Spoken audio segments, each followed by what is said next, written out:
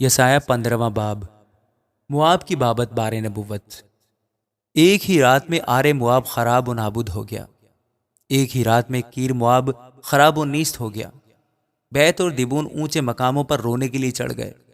نبو اور میدبا پر اہل مواب واویلا کرتے ہیں۔ ان سب کے سر منڈائے گئے اور ہر ایک کی داڑھی کاٹی گئی۔ وہ اپنی راہوں میں ٹاٹ کا کمر بند باندھتے ہیں اور اپنے گھروں کی چھتوں پر اور بازاروں میں نوحہ کرتے ہوئے سب کے سب زار زار روتے ہیں۔ حسبون اور الیالہ واویلا کرتے ہیں، ان کی آواز یحس تک سنائی دیتی ہے۔ اس پر مواب کے مسلح سپاہی چلا چلا کر روتے ہیں، اس کی جان اس میں تھر تھراتی ہے۔ میرا دل مواب کے لیے فریاد کرتا ہے، اس کے بھاگنے والے زغر تک، اجلت شلیشیا تک پہنچے۔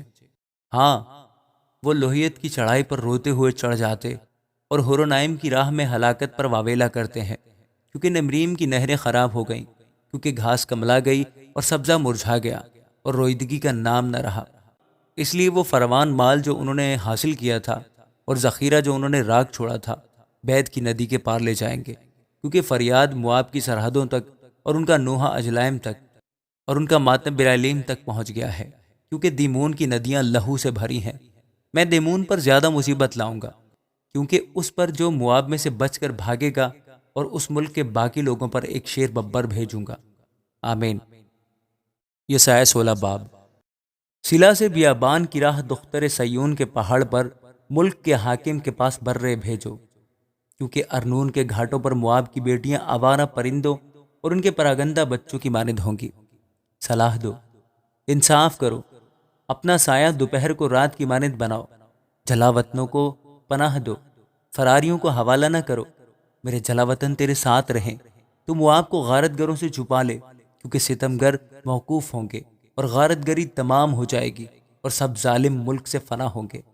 یوں تخت رحمت سے قائم ہوگا اور ایک شخص راستی سے داؤد کے خیمہ میں اس پر جلوس فرما کر عدل کی پیروی کرے گا اور راست بازی پر مستعد رہے گا۔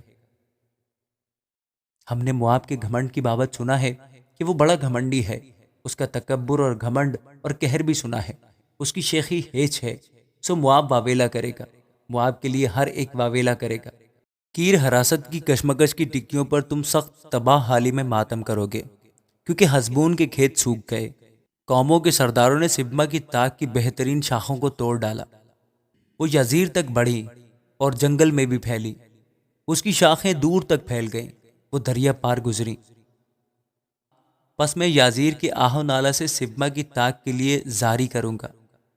اے حسبون، اے الیالہ، میں تجھے اپنے آنسوؤں سے تر کر دوں گا، کیونکہ تیرے ایام گرمی کے میووں اور غلہ کی فصل کو غوغائی جنگ نے آ لیا اور شادمانی چھین لی گئی، اور ہرے بھرے درختوں کی خوشی جاتی رہی، اور پاکستانوں میں گانا اور للکارنا بند ہو جائے گا۔ پامال کرنے والے انگوروں کو پھر حوضوں میں پامال نہ کریں گے۔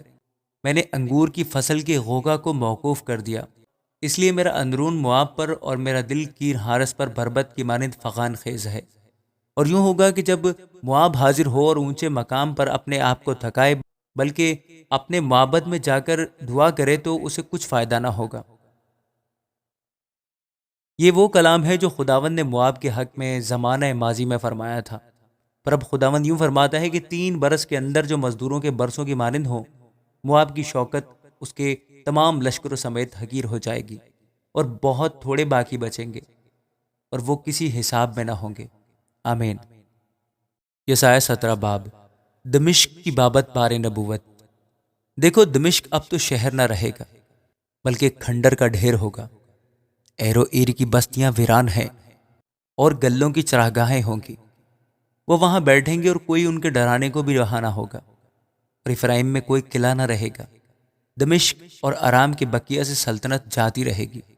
رب الافواج فرماتا ہے، جو حال بنی اسرائیل کی شوکت کا ہوا وہی ان کا ہوگا، اور اس وقت یوں ہوگا کہ یعقوب کی حشمت گھٹ جائے گی اور اس کا چربی دار بدن دبلا ہو جائے گا۔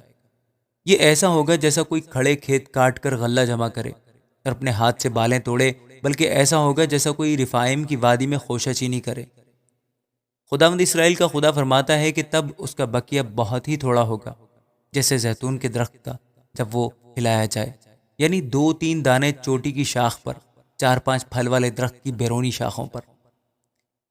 اس روز انسان اپنے خالق کی طرف نظر کرے گا اور اس کی آنکھیں اسرائیل کے قدوس کی طرف دیکھیں گی، اور وہ مذہبوں یعنی اپنے ہاتھ کے کام پر نظر نہ کرے گا، اور اپنی دستکاری یعنی یسیرتوں اور بتوں کی پرواہ نہ کرے گا۔ اس وقت اس کے فصیلدار شہر اجڑے جنگل اور پہاڑ کی چوٹی پر کے مقامات کی مانند ہوں گے جو بنی اسرائیل کے سامنے اجڑ گئے، اور وہاں ویرانی ہوگی، چونکہ تو نے اپنے نجات دینے والے خدا کو فراموش کیا اور اپنی توانائی کی چٹان کو یاد نہ کیا، اس لیے تو خوبصورت پودے لگاتا اور عجیب کلمے اس میں جماتا ہے، لگاتے وقت اس کے گرد احاطہ بناتا ہے اور صبح کو اس میں پھول کھلتے ہیں، لیکن اس کا حاصل دکھ اور سخت مصیبت کے وقت ہیچ ہے۔ بہت سے لوگوں کا ہنگامہ ہے جو سمندر کے شور کی مانند شور مچاتے ہیں، اور امتوں کا دھاوا بڑے سیلاب کے ریلے کی مانند ہے۔ امتیں سیلاب عظیم کی طرف آ پڑیں گی، پر وہ ان کو ڈانٹے گا اور وہ دور بھاگیں گی، اور اس بھوسے کی طرح جو ٹیلوں کے اوپر آندھی سے اڑتا پھرے، اور اس گرد کی مانند جو بگولے میں چکر کھائے رگی دی جائیں گی۔ شام کے وقت تو ہیبت ہے، صبح ہونے سے بیشتر وہ نابود ہیں۔ یہ ہمارے غارت گروں کا حصہ اور ہم کو لوٹنے والوں کا بکرا ہے۔ آمین۔ یسایہ 18 باب۔ پروں کے پھڑ پھڑانے کی سرزمین جو کوش کی ندیوں کے پار ہے، جو دریا کی راہ سے بردی کی کشتیوں میں سطح آب پر ایلچی بھیجتی ہے۔ اے تیز رفتار ایلچیوں، اس قوم کے پاس جاؤ جو زور آور اور خوبصورت ہے، اس قوم کے پاس جو ابتدا سے اب تک مہیب ہے، ایسی قوم جو زبردست اور فتح یاب ہے، جس کی زمین ندیوں سے منقسم ہے۔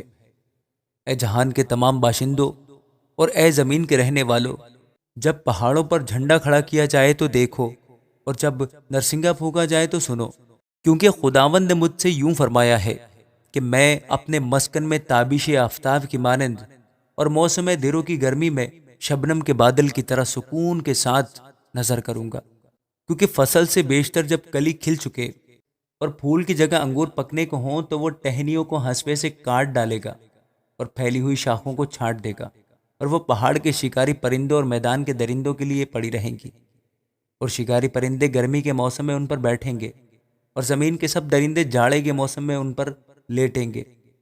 اس وقت رب الفاظ کے حضور اس قوم کی طرف سے جو زور آور اور خوبصورت ہے، اس گروہ کی طرف سے جو ابتدا سے آج تک مہیب ہے، اس قوم سے جو زبردست اور ظفریاب ہے، جس کی زمین ندیوں سے منقسم ہے، ایک ہدیہ رب الفاظ کے نام کے مکان پر جو کوہ سیون ہے پہنچایا جائے گا۔ آمین۔ یسایہ 19واں باب۔ مصر کی بابت بار نبوت۔ دیکھو، خداوند ایک تیز رو بادل پر سوار ہو کر مصر میں آتا ہے، اور مصر کے بت اس کے حضور لرزاں ہوں گے، اور مصر کا دل پگھل جائے گا، اور میں مصریوں کو آپس میں مخالف کر دوں گا۔ ان میں ہر ایک اپنے بھائی سے اور ہر ایک اپنے ہمسائے سے لڑے گا، شہر شہر سے اور صوبہ صوبہ سے، اور مصر کی روح افسردہ ہو جائے گی، اور میں اس کے منصوبوں کو فنا کروں گا، اور وہ بتوں اور افسونگروں اور جنات کے یاروں اور جادوگروں کو تلاش کریں گے، پر میں مصریوں کو ایک ستمگر حاکم کے قابو میں کر دوں گا، اور زبردست بادشاہ ان پر سلطنت کرے گا۔ یہ خداوند رب الفاظ کا فرمان ہے۔ اور دریا کا پانی سوکھ جائے گا، اور ندی خشک اور خالی ہو جائے گی، اور نالے بدبودار ہو جائیں گے، اور مصر کی نہریں خالی ہوں گی اور سوکھ جائیں گی، اور بید اور نئے مرجھا جائیں گے۔ دریائے نیل کے کنارے کی چراگاہیں اور وہ سب چیزیں جو اس کے آس پاس بوئی جاتی ہیں مرجھا جائیں گی اور بالکل نیست و نابود ہو جائیں گی۔ تب ماہی گیر ماتم کریں گے، اور وہ سب جو دریا میں شست ڈالتے ہیں غمگین ہوں گے، اور پانی میں جال ڈالنے والے نہایت بے تاب ہو جائیں گے، اور سن جھاڑنے اور کتان بننے والے گھبرا جائیں گے۔ ہاں، اس کے ارکان شکستہ اور تمام مزدور رنجیدہ خاطر ہوں گے۔ زون کے شہزادے بالکل احمق ہیں، فرعون کے سب سے دانشمند مشیروں کی مشورت وحشیانہ ٹھہری۔ بس تم کیوں کر فرعون سے کہتے ہو کہ میں دانشمندوں کا فرزند اور شاہان قدیم کی نسل ہوں؟ اب تیرے دانشور کہاں ہیں؟ وہ تجھے خبر دیں، اگر وہ جانتے ہوں کہ رب الفاظ نے مصر کے حق میں کیا ارادہ کیا ہے۔ زون کے شہزادے احمق بن گئے ہیں، نوف کے شہزادوں نے فریب کھایا، اور جن پر مصری قبائل کا بھروسہ تھا انہی نے ان کو گمراہ کیا۔ خداوند نے کجروی کی روح ان میں ڈال دی ہے، اور انہوں نے مصریوں کو ان کے سب کاموں میں اس متوالے کی طرح بھٹکایا جو کہہ کرتے ہوئے ڈگمگاتا ہے اور مصریوں کا کوئی کام نہ ہوگا جو سر یا دم یا خاص و عام کر سکے۔ اس وقت رب الفاج کے ہاتھ چلانے سے جو وہ مصر پر چلائے گا، مصری عورتوں کی مانند ہو جائیں گے اور ہیبت زدہ اور ہراساں ہوں گے۔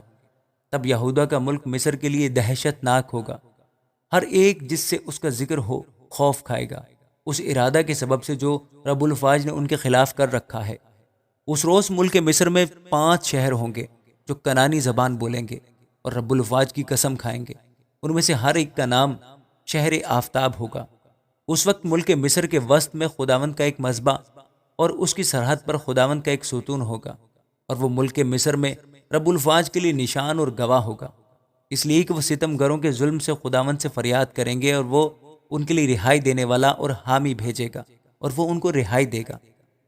اور خداوند اپنے آپ کو مصریوں پر ظاہر کرے گا، اور اس وقت مصری خداوند کو پہچانیں گے اور ذبیحے اور ہدیے گزرانیں گے۔ ہاں، وہ خداوند کے لیے منت مانیں گے اور ادا کریں گے، اور خداوند مصریوں کو مارے گا اور شفا بخشے گا، اور وہ خداوند کی طرف رجوع لائیں گے، اور وہ ان کی دعا سنے گا اور ان کو صحت بخشے گا۔ اس وقت مصر سے اسور تک ایک شاہراہ ہوگی، اور اسوری مصر میں آئیں گے اور مصری اسور کو جائیں گے، اور مصری اسوریوں کے ساتھ مل کر عبادت کریں گے۔ تب اسرائیل مصر اور اسور کے ساتھ تیسرا ہوگا، اور روئے زمین پر برکت کا باعث ٹھہرے گا، کیونکہ رب الفاج ان کو برکت بخشے گا اور فرمائے گا، مبارک ہو مصر میری امت، اسور میرے ہاتھ کی صنعت، اور اسرائیل میری میراث۔ آمین۔